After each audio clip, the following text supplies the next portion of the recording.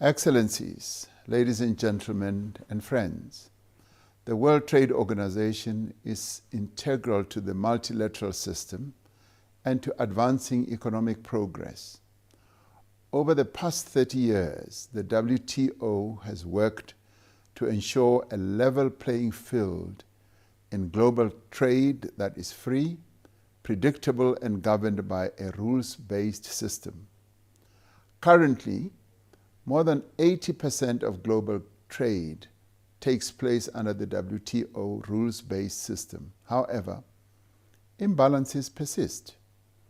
The inclusivity promised by the multilateral system and by the Doha Development Round has not materialized for many.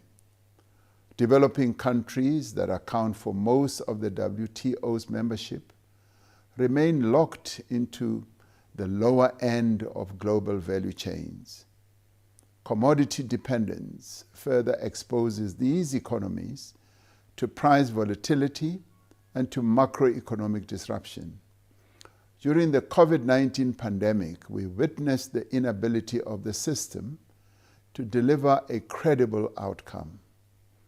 Across the globe, the constraints and potential overreach of the rules are limiting access to key policy tools that are required to promote sustainable development.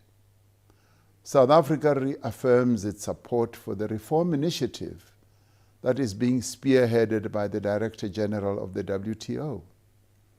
We must redouble our efforts to ensure that trade supports development. WTO rules must facilitate structural transformation that integrates developing countries into the global trade. Governments must be afforded the requisite policy space to enable them to be more responsive to their domestic challenges, and trade rules must be recalibrated to provide policy space for developing countries to industrialize. Friends, the 30th anniversary of the establishment of the WTO takes place in challenging and uncertain times. We are seeing unilateral and protectionist measures being implemented by some advanced economies that are outside the agreed upon multilateral framework.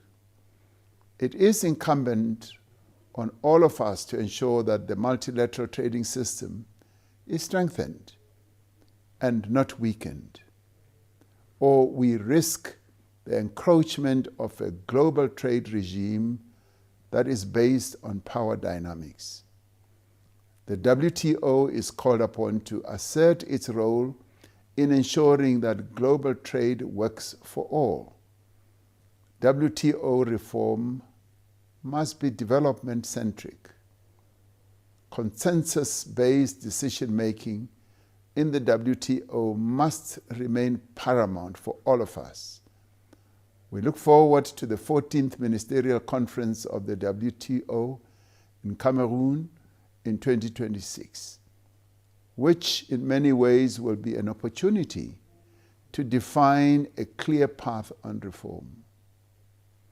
As South Africa, we wish the WTO well on its anniversary.